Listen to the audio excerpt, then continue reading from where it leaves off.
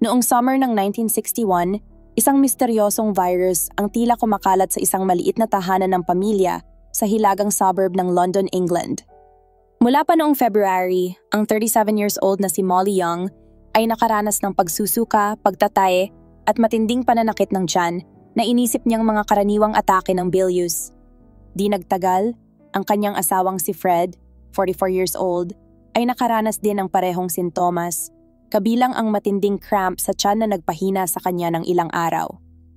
Pagkatapos, ang panganay na anak na babae ni Fred na si Winifred, 22 years old, ay nagkasakit nang malubha sa ilang pagkakataon noong summer ng parehong taon. Hindi nagtagal, ang kanyang kapatid na si Graham Young ay nagkasakit din sa kanilang bahay. Napansin din na tila kumalat ang misteryosong karamdaman sa mga kaibigan ni Graham sa paaralan na ilang beses ding hindi pumasok dahil sa katulad na sintomas. Noong November 1961, nagsimulang maging mas seryoso ang sitwasyon. Isang umaga, inihain ni Graham ang isang tasa ng tsa kay Winifred, ngunit agad niyang napansin na may kakaibang amoy ito, kaya't isang subo lang ang kanyang ininom bago itinapon. Matapos ang isang oras, habang siya ay nasa tren papuntang trabaho, nagsimula siyang makaranas ng hallucination at kinailangan pang tulungan palabas ng istasyon at dinala sa ospital.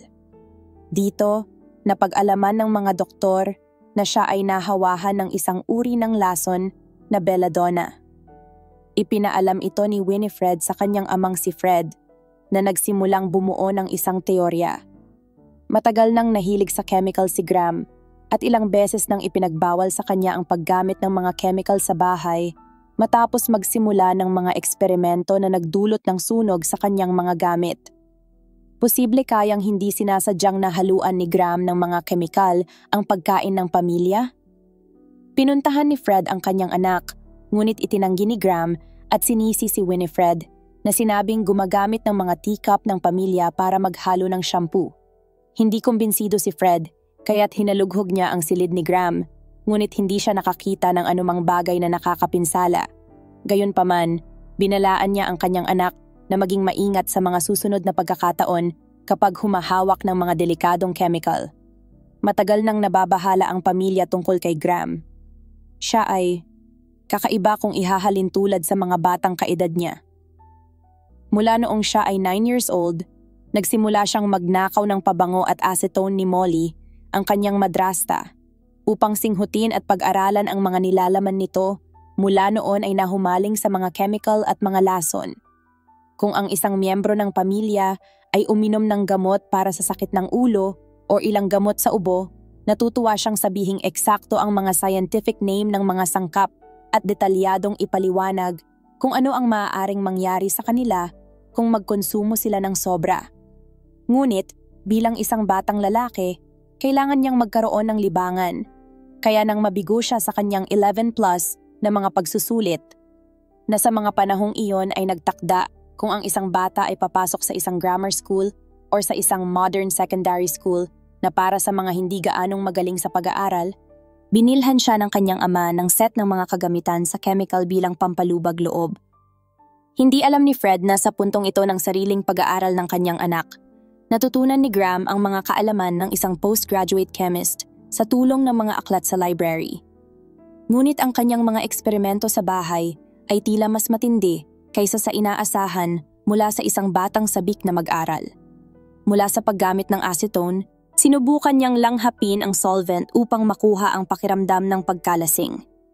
May dala pa siyang bote ng asido na minsan ay nasunog ang kanyang blazer sa paaralan. Sa ibang pagkakataon, kumuha siya ng pulbura mula sa mga paputok at gumawa ng maliliit na bomba na pinasabog ang pader ng kanilang kapitbahay at isang kalapit na kubo. Ngunit palagi niyang naiiwasan ang pananagutan sa mga insidenteng ito. Bagamat hindi naging malapit si Fred kay Graham at hindi siya makapaniwala na kayang lasunin ng kanyang sariling anak ang kanilang pamilya, kung nalaman niya kung gaano kabilis lumalala ang mga sintomas ng kanyang asawa, maaaring nagdalawang isip siya.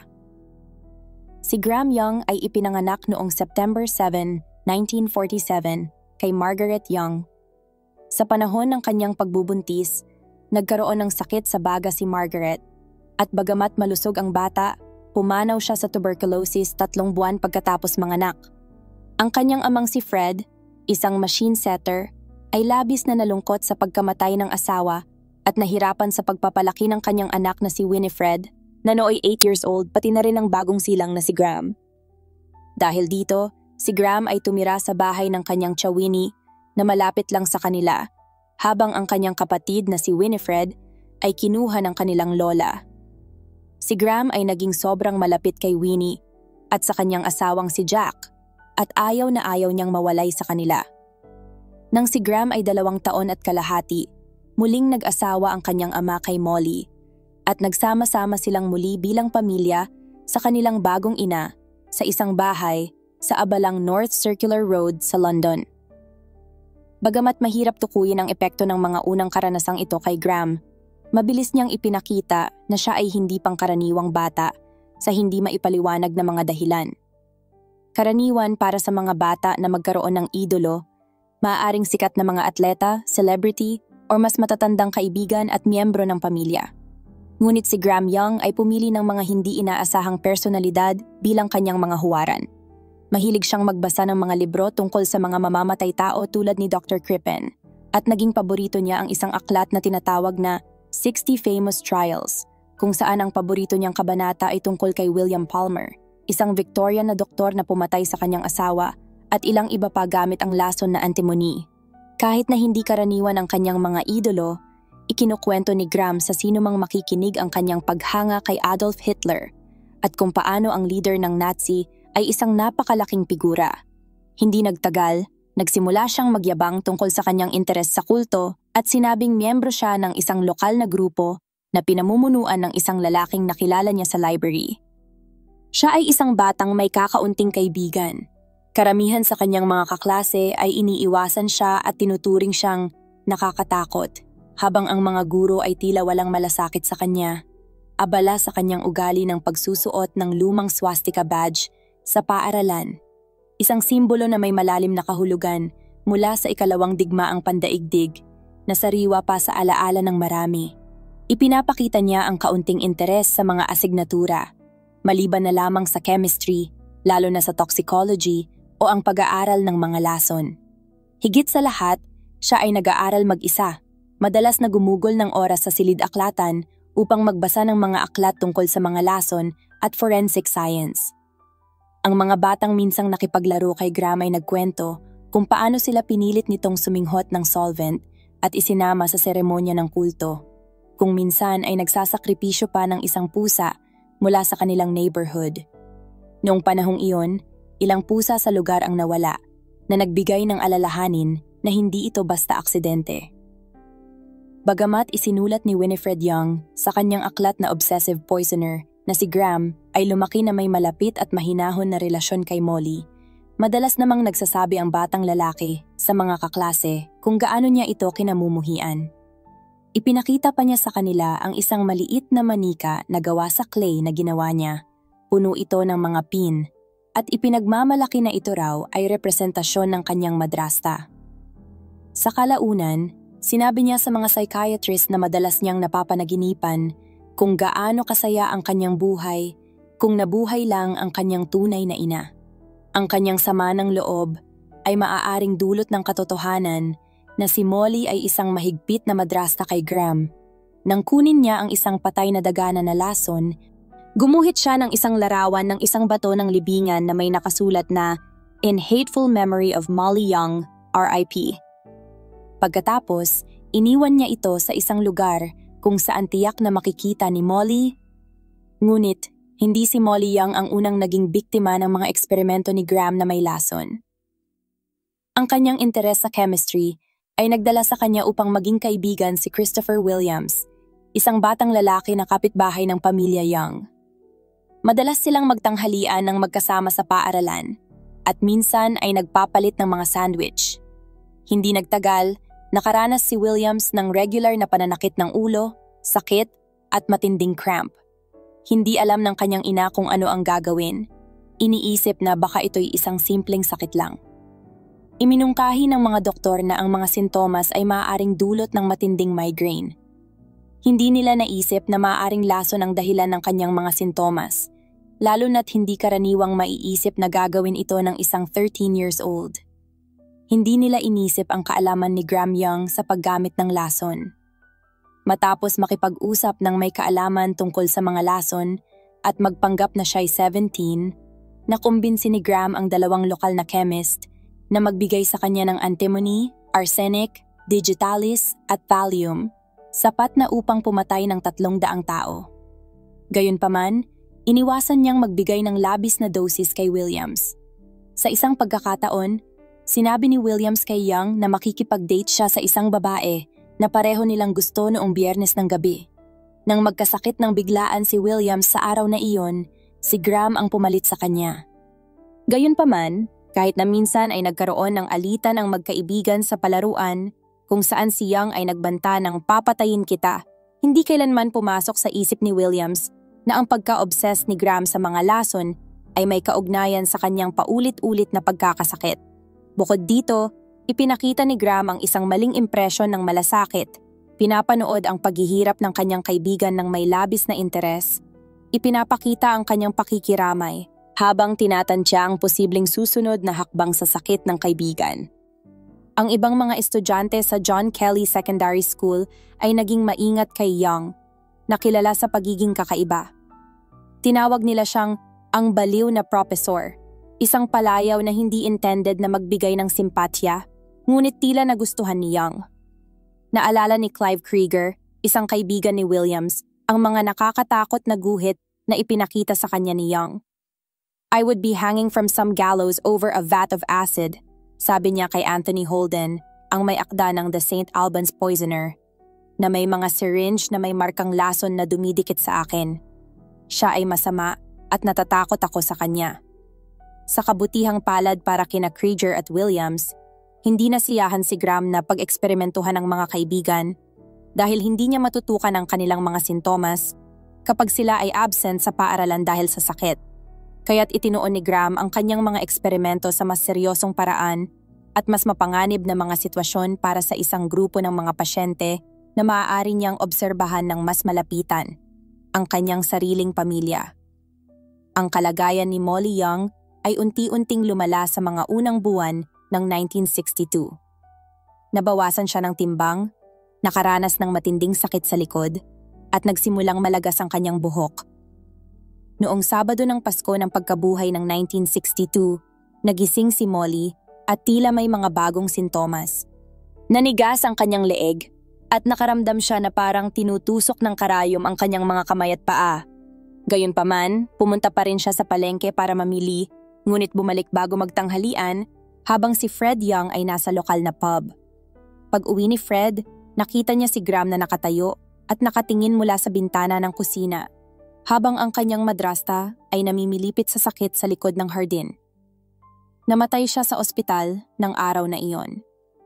Na-cremate si Molly Young sa kagustuhan ni Graham matapos magmungkahi ang pathologist na ang sanhi ng kamatayan ay prolapse ng buto sa tuktok ng kanyang spinal column. Ayon sa paniniwala ng pamilya, ang sanhi ng kanyang kamatayan ay isang aksidente sa bus na kinasangkutan niya noong nakaraang taon, kung saan siya ay tinamaan sa ulo. Subalit, malamang na ang problema sa spinal column ay hindi ang dahilan ng kanyang kamatayan.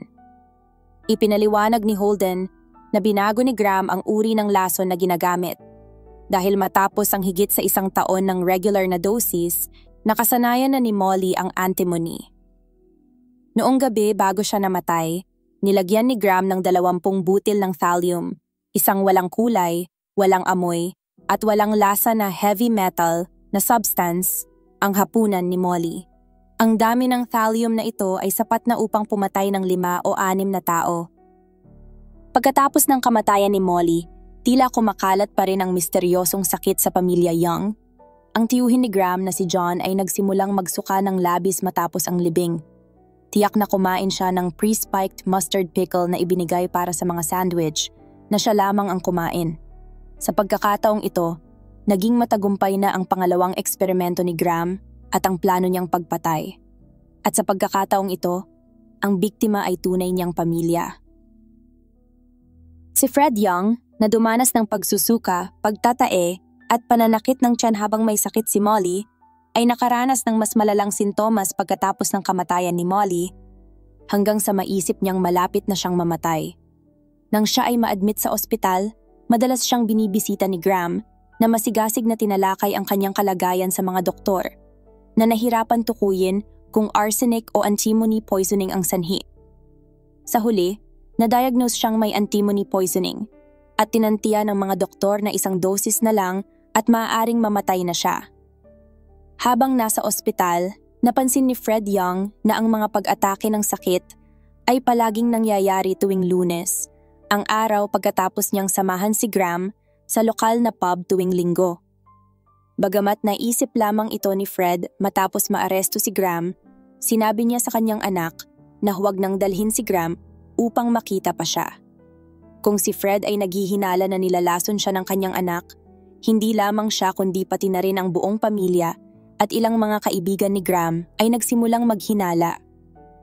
Gayunpaman, tulad ng dati, ang ideya na ang isang 14 years old na batang lalaki ay maaaring magdulot ng sakit at kamatayan sa kanyang sariling pamilya ay tila masyadong nakakagulat upang maniwala, kaya't hindi ito pinansin ng mga tao.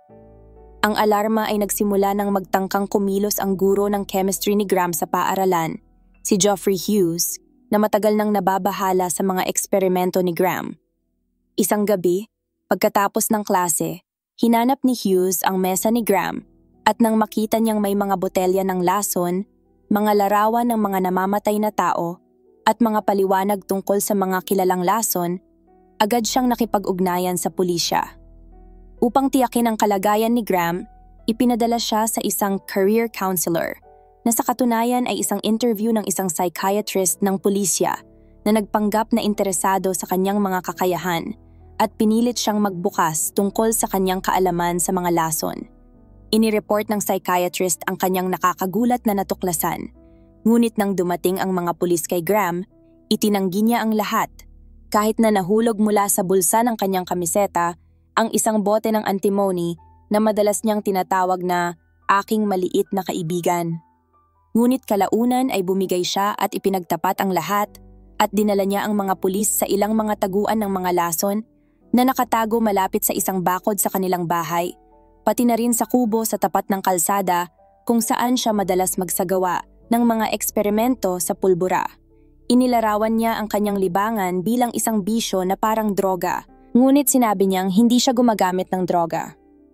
Kahit na walang sapat na ebidensya upang litisin si Graham Young ng pagpatay sa kanyang madrasta, nahatulan siya sa mga kaso ng panlalason sa kanyang ama, kapatid na babae, at kaibigan na si Chris Williams. Ang hatol ay nagsabing may mga seryosong issue sa kanyang pagkatao. Sa mga panahon ngayon, maaaring tukuyin natin ang mga ganitong katangian bilang psychopathic. Ipinadala siya sa Broadmoor Maximum Security Hospital na may utos na hindi siya palayain nang walang pahintulot ng Home Secretary sa loob ng 15 taon. Siya ang naging pinakabatang bilanggo ng Broadmoor mula pa noong 1885. Habang nasa kustodya at naghihintay ng paglilitis, nagsimula nang magsalita si Graham sa isang psychiatrist. Miss ko na ang antimony. Miss ko na ang kapangyarihang ibinibigay nito sa akin. Ngunit tulad ng madalas mangyari, kapag gusto ay may paraan. Ilang linggo matapos siyang dumating sa Broadmoor, isang kapwa bilanggo na nagngangalang John Berridge ang namatay dahil sa pagkalason ng cyanide. Si Berridge ay ang parehong bilanggo na sinabi ni Winifred Young na inireklamo ni Graham sa mga liham na nagpapahayag ng inis sa malakas nitong hilik sa kanilang communal dorm. Gayunpaman, nataranta ang mga awtoridad dahil walang cyanide na natagpuan sa bilangguan. Pagkatapos, itinama sila ni Young at matiyagang ipinaliwanag kung paano makukuha ang cyanide mula sa mga dahon ng laurel bush na matatagpuan sa loob lamang ng compound ng rehabilitation. Ngunit ang kanyang pag-amin ay isa lamang sa marami. Dahil kapag may namamatay sa isang mental na institusyon, kadalasang itinuturing itong pagpapakamatay. Isang pagkakataon pa, natagpuan ang kape ng staff na may halong Harpic bleach mula sa mga toilet cleaning supply. Samantala, patuloy pa rin si Graham Young sa kanyang mga paboritong interes. Ayon sa British Crime Monthly na murder casebook, nagpahaba siya ng bigote tulad ng kay Hitler at gumawa ng daan-daang kahoy na swastika upang isuot sa kanyang leeg. Ang mga aksyon na ito ay tila hindi tumutugma sa isang tao na malapit ng gumaling mula sa anumang mental na karamdaman. Ngunit, naniniwala ang mga doktor ni Young na kalaunan ay malalampasan niya ang mga obsessions. Ang kanilang mga inaasahan ay tila natupad sa pagtatapos ng kanyang 5 taon sa loob ng kulungan nang siya ay maging isang modelong bilanggo at mailipat sa isang block na hindi gaanong mahigpit sa mga patakaran. Inisip ng mga doktor na baka isang araw ay makapagtapos si Young ng isang degree sa universidad kung siya ay gagaling, na nagbigay sa kanya ng lakas ng loob upang talikuran ang kanyang pagkagumon sa toxicology. Gayunpaman, noong huling bahagi ng 1968, halos 6 na taon matapos ang kanyang sentensya, inamin ng mga kasamahan ni Young sa Broadmoor na nawalan ng 2 buong pakete ng isang panlinis na ginagamit sa paghuhugas ng mga dingding bago pinturahan. Ang mga nilalaman nito ay natagpuan kalaunan sa communal tea urn at posibleng higit sa 97 katao ang nakaranas ng pagkasunog ng tiyan at ilan sa kanila ay maaaring namatay. Malinaw na, kahit na siya ay inilagay doon para sa rehabilitasyon, ang pagkakataon na ito ay nagbigay kay Young ng pagkakataon upang muling maghasik ng lason sa mga nakapaligid sa kanya. Noong 1965, unang nag-apply si Young para sa kanyang pagpapalaya mula sa Broadmoor. Dumaan ang kanyang ama at kapatid na babae sa tribunal at sinabi na kung palalayain si Young, wala ni isa sa kanilang pamilya ang tatanggap sa kanya. Iginiit din ng kanyang ama na hindi dapat palayain ang kanyang anak. Tinanggihan ang aplikasyon ni Young. 5 taon ang lumipas, noong June 1970, sumulat ang psychiatrist ng Broadmoor na si Edgar Udwin sa Home Secretary upang irekomenda ang pagpapalaya ni Young na nagsabing hindi na siya obsessed sa mga lason, karahasan at kalokohan at hindi na siya panganib sa iba. Ngunit sinabi ni Young sa isang nurse ng Broadmoor, "Paglabas ko, papatay ako ng tao para sa bawat taon na ginugol ko sa lugar na ito." Ayon kay Winifred Young, nang makalaya ang kanyang kapatid na si Graham, isa sa mga unang ginawa nito ay bumalik sa mga chemist kung saan siya unang kumuha ng mga lason at ipinakilala ang sarili sa mga tauhan doon. Bumalik din siya sa kanilang lumang bahay at ipinakilala ang sarili sa mga kapitbahay. Mas interesado siyang ipaalala ang kanyang nakaraang mga krimen kaysa pag-usapan ang kanyang rehabilitasyon. 1 linggo matapos ang kanyang paglaya, nagsimulang magtrabaho si Graham bilang storekeeper sa Slough at lumipat sa isang hostel sa malapit. Ngunit di nagtagal, ang kapwa-residente ng hostel, si Trevor Sparks, 34 years old, ay nagsimulang makaranas ng matinding pananakit ng tiyan at pagkakasakit. Iminungkahi ni Graham na uminom siya ng 1 baso ng alak, ngunit ito ay nagpalala lamang ng mga sintomas ni Sparks. Namumula ang kanyang mukha at nadagdagan ang pagsusuka, pagtatae at kakaibang pananakit ng scrotum. Kalaunan, habang naglalaro ng soccer, si Sparks ay nawalan ng kontrol sa kanyang mga binti. Bagaman hindi nakuha ng mga doktor ang tamang paliwanag, patuloy siyang nagdusa mula sa tinawag niyang diabolical pains sa mga susunod na taon at hindi na muling nakapaglaro ng soccer. Sa parehong panahon, isang lalaki ang nag-claim na nakipag-inuman kay Graham at kalaunan ay nagpakamatay dahil sa patuloy na sakit na naranasan. Kung siya man ay 2 o 3 biktima, kasama na ang insidente ng cyanide sa Broadmoor, hindi ito matitiyak. Hindi nagtagal, nakakuha si Graham ng trabaho bilang clerk sa isang photographic firm sa Bovingdon, Hertfordshire na malapit sa tahanan ng kanyang kapatid na si Winifred sa Hemel Hempstead. Nang humingi ng mga references, ipinasa sila kay Dr. Udwin, ang psychiatrist ng Broadmoor, na nagpatunay na kahit na si Graham ay nagkaroon ng malalim na karamdaman sa personalidad, siya ay ganap ng gumaling.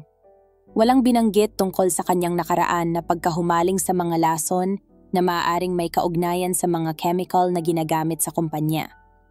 Sa kabila ng kanyang bagong trabaho, hindi na kailangan ni Graham na gamitin ang mga chemical na available sa site. Pagdating niya sa London, muling ginamit ang peking ID na M.E. Evans na ginamit niya noong siya ay teenager. At bumili ng bagong supply ng antimony potassium tartrate at thallium mula sa isang chemist sa West End. Sa mga susunod na araw, nang magsimula siyang magtrabaho sa Bovingdon, masaya niyang tinanggap ang trabahong paggawa ng tsaa para sa kanyang mga katrabaho.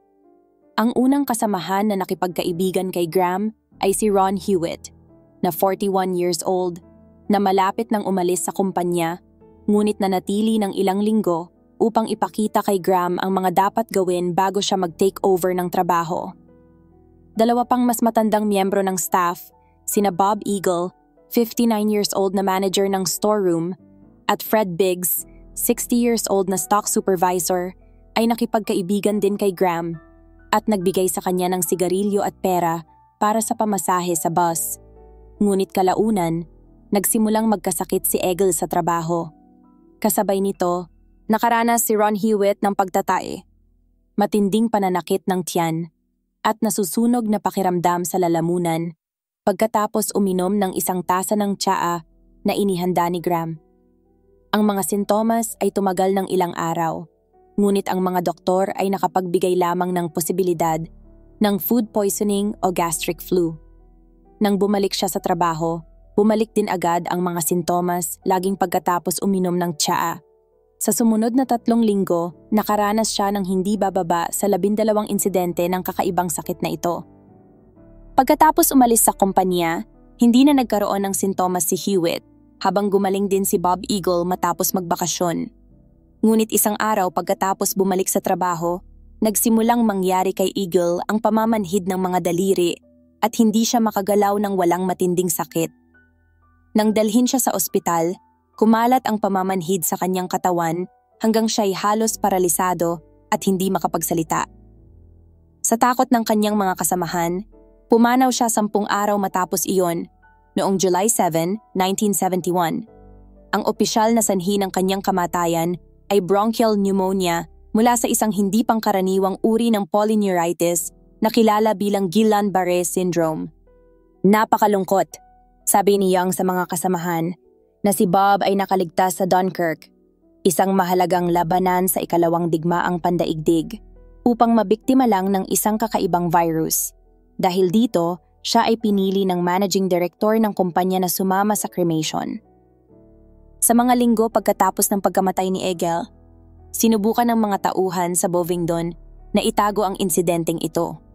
Ngunit ang medyo mahiyaing katulong sa bodega ay patuloy na nag-iisip ng mga posibleng medikal na paliwanag para sa mga kakaibang sintomas ni Bob Eagle. Nang sumapit ang September 1971, nagsimula ring maranasan ni Fred Biggs ang parehong mga sintomas, at hindi lang siya. Ang kapwa manggagawa ni Young sa bodega, si Jethro Batt, 39 years old, ay binigyan ni Graham ng isang tasa ng kape isang gabi, ngunit itinapon ito at nagreklamo ng mapait na lasa. "Anong problema?" tanong ni Graham. "Sa tingin mo sinusubukan kitang lasunin?" Makalipas ang 20 minuto, nagsuka si Batt at nakaramdam ng matinding sakit sa kanyang mga binti. Nakaranas din ng mga sintomas ang mga kasamahan nilang sina Peter Buck at David Tilson. Sa kaso ni Batt at Tilson, nalagas ang kanilang buhok na nagresulta kay Tilson ayon sa mga doktor ay mukhang binunot ng manok. Nagbigay si Graham ng iba't ibang dosis ng mga lason sa kanyang mga katrabaho na naglayong malito ang mga doktor na mahanap ang karaniwang sanhi ng kanilang mga reklamo. Ang mga sintomas ay lumabas sa mga hindi inaasahang paraan. Si Mrs. Diana Smart ay nagreklamo ng amoy ng paa sa loob ng ilang buwan, habang sina Buck at Tilson ay nawalan ng lakas pagkatapos magkasakit. Ayon kay Tilson, naging inutil siya sa kama pagkatapos ng sakit. Ang kanilang mga sintomas ay inisip na sanhi ng isang uri ng virus na kumakalat sa lokal na lugar, na tinawag na Bovingdon bug.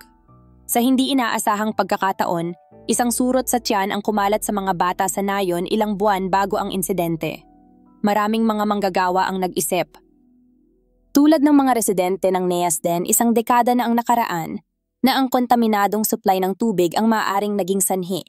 Ang iba naman ay pinaghihinalaan na ang radioactivity mula sa mga eksperimento sa isang malapit na paliparan ang posibleng salarin. Kung ito man ay parehong virus na kumalat sa mga bata sa nayon, tiyak na ipinapalagay na ito ay isang bagong anyo. Matapos ang panandaliang paggaling mula sa kanyang unang karanasan sa kakaibang diskarte ni Young sa paggawa ng kape, nagkasakit muli si Jethro Bat. At ilang araw pagkatapos nito, nagkaroon siya ng matinding sakit na sinabi niyang nag-isip siyang magpakamatay.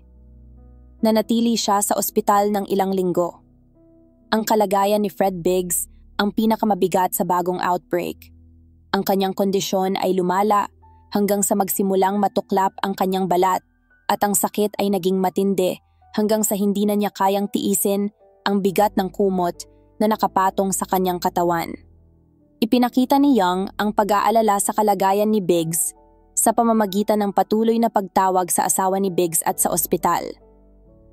Pumanaw si Biggs noong November 19, 1971. Sa puntong ito, ang mga haka-haka tungkol sa sanhi ng Bovingdon bug ay tumaas na sa isang mataas na antas ng pang-uusisa. Ipinahayag ni Winifred Young na ipinagtapat pa ni Diana Smart kay Godfrey Foster, ang managing director ng kumpanya, na pinaghihinalaan niyang si Young ay isang carrier ng mikrobyo. Ngunit ang tanging pahiwatig na naisip ni Diana ay kung paano ito nahawa. Naisip niyang si Young ay nakatira sa isang boarding house na may mga virus.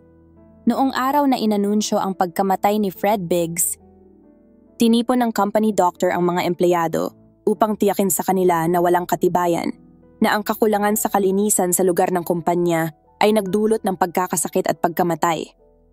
Ngunit isang lalaki ang nagpasya pang magtanong. Nagulat ang doktor sa mga detalyadong katanungan tungkol sa kung bakit delikado ang pagkalason ng heavy metal na thallium. Naghirap ng konti ang doktor sa lalim ng kaalaman ni Young, kaya't ipinagbigay alam niya ito sa may-ari ng tindahan na nagmungkahi na kumonsulta na sa mga pulis. Hindi nakataka-taka kung bakit natagalan ang mga doktor bago nila isinaalang-alang ang pagkalason sa thallium bilang sanhi ng mga insidente. Dahil bago ito ginamit ni Graham Young, hindi pa ito karaniwang ginagamit bilang lason sa Britain. Ang pagkamatay mula sa unti-unting pagkalason ng thallium ay isang masakit na proseso, isang bagay na alam ni Graham Young ng husto. Bukod sa matinding pananakit ng tiyan, pagsusuka at pagtatae, ang mga biktima ay madalas na nanlalagas ang buhok, tulad ni Bat at Tilson at ng stepmother ni Young na si Molly ilang taon na ang nakalipas, at nakakaranas ng panunuklap ng balat. Habang lumalala ang kalagayan, nagsisimula ang pagkasira ng mga fibers ng nerve, nagiging mahina ang mga braso at binti, na nagre-resulta sa paralysis, at kalaunan ay delirium. Ang biktima ay kadalasang namamatay dahil sa kakulangan sa paghinga. Kung sakaling makaligtas, ang kalagayan ay lalo pang lumalala, dahil ang katawan ay dahan-dahang nag-aalis ng thallium, na nagiging sanhi ng mga araw o linggong paghihirap.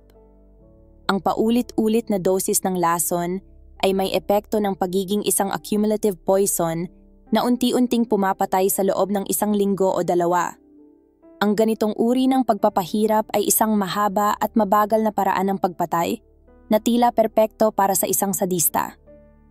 Maaaring hindi itinuturing na sadista si Graham Young sa karaniwang kahulugan, ngunit nagkaroon siya ng kasiyahan sa pagmamasid at pagtutok sa bawat detalye ng malupit na sintomas na dinanas ng kanyang mga biktima. Isinulat niya ang mga ito araw-araw sa kanyang mga journal at gumawa pa ng mga graph upang pag-aralan ang kanilang progreso. Ang halos masusing dokumentasyong ito ay naging sanhi ng kanyang pagbagsak. Nang mag-alerto ang managing director ng kumpanya sa mga pulis, hindi nagtagal bago matuklasan ng mga detective na ang mga sakit ng mga biktima ay nagsimula kaagad matapos sumali sa kumpanya si Young. Isang mabilis na konsultasyon sa mga forensic scientist ang nagbigay liwanag na ang mga sintomas ng mga biktima ay tumutugma sa mga palatandaan ng pagkalason sa thallium.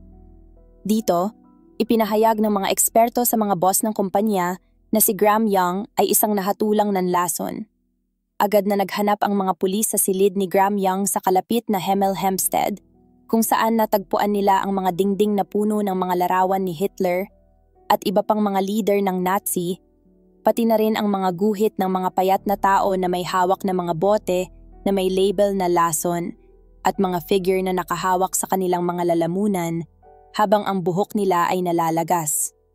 Nakakita rin sila ng mga bote at tubo na nakahanay sa gilid ng bintana at sa ilalim ng kanyang kama, nakita nila ang isang diary na puno ng mga entry tungkol sa kalagayan ng kanyang mga pasyente.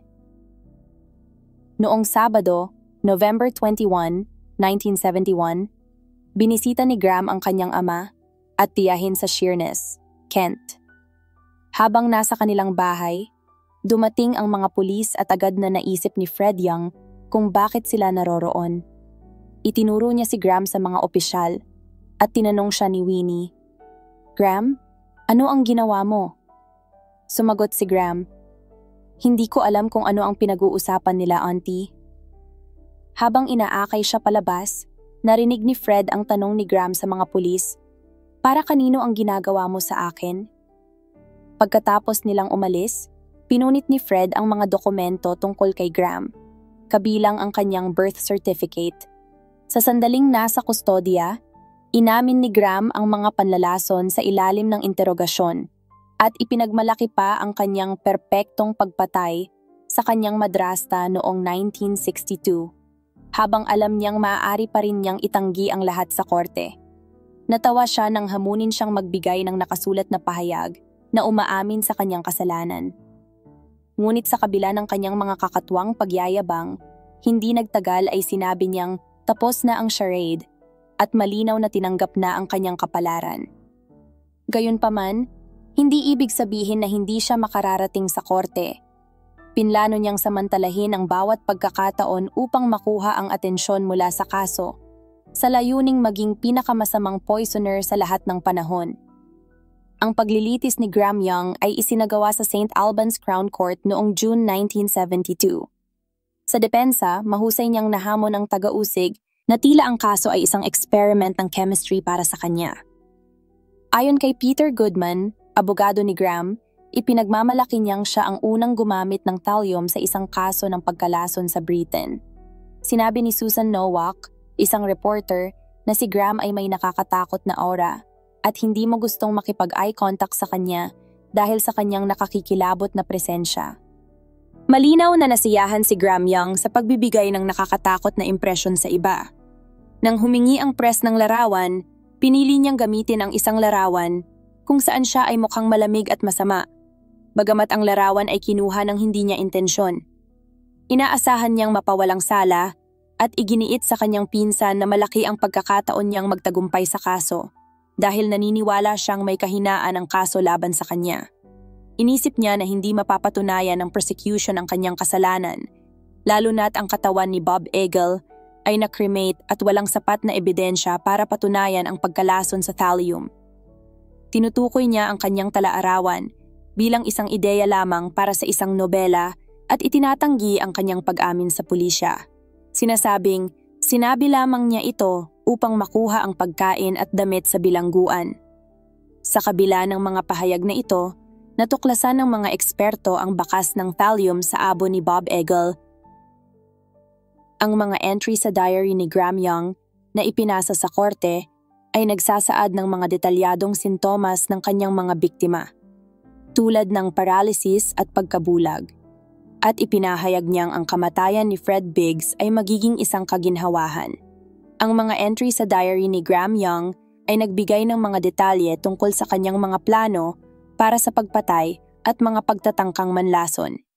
Isa sa mga entry ay nagsasaad ng plano niyang patayin si David Tilson sa ospital gamit ang brandy na may lason, ngunit hindi ito nagtagumpay dahil sa mabilis na paggaling ni Tilson. Bukod dito, natagpuan ng mga awtoridad ang mga bakas ng thallium at antimony sa silid ni Graham, pati na rin ang isang bote na may lason na itinago niya para sa sarili kung siya ay mahuli. Dahil sa matibay na ebidensya, si Graham ay nahatulan ng 2 murders, 2 attempted murders, at 2 counts of administering poison.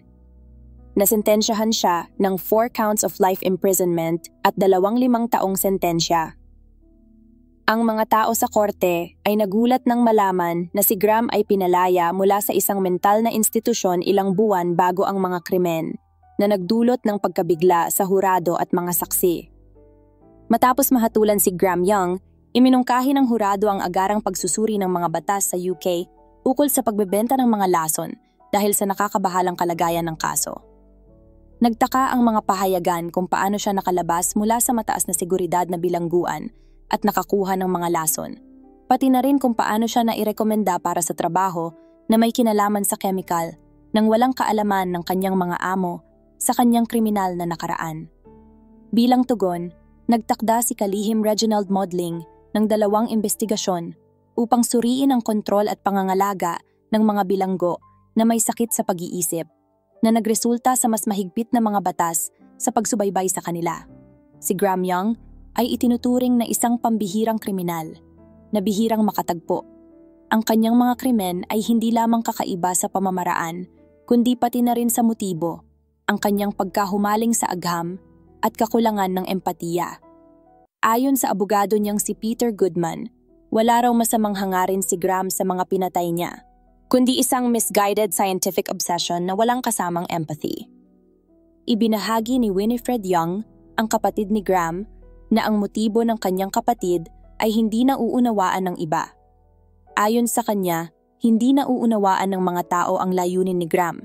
Hindi siya interesado sa epekto ng lason sa ibang tao, kundi sa pag-aaral ng epekto nito, tulad ng isang eksperimento. Sa kabila ng mga kasuklam-suklam na ginawa ni Graham, may mga ilang tao na nakaligtas matapos niyang magbigay ng pagkain at inumin sa kanila nang walang anumang epekto. Naalala ni Peter Goodman ang isang pagkakataon nang binisita niya si Graham sa bilangguan. Inalok niya ako ng piraso ng cake.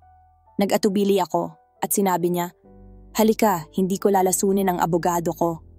Yun din ang sinabi niya sa ilan sa kanyang mga biktima, pero tinanggap pa rin ni Goodman ang alok. Pumanaw si Graham sa kanyang selda sa HM Prison Parkhurst noong gabi ng August 1, 1990, isang buwan bago ang kanyang ika-43 kaarawan. Ang sanhi ng kamatayan ay naitala bilang myocardial infarction. Dahil wala siyang kasaysayan ng sakit sa puso, may mga spekulasyon na maaaring nagpakamatay siya o pinatay ng mga bilanggo o kawani ng bilangguan na hindi nakaramdam ng kaligtasan sa kanyang presensya. Si Graham ay na-cremate noong August 15, 1990 at ang kanyang mga abo ay ikinalat sa dalampasigan noong September 2, 1990. Hey everyone! As the holiday season is upon us, we just wanted to take a moment to thank you for all the support you've shown this year. Your love and engagement have meant the world to us, and we couldn't have made it this far without you. We wish you all the happiness, warmth, and joy this season brings. Happy holidays to you and your loved ones.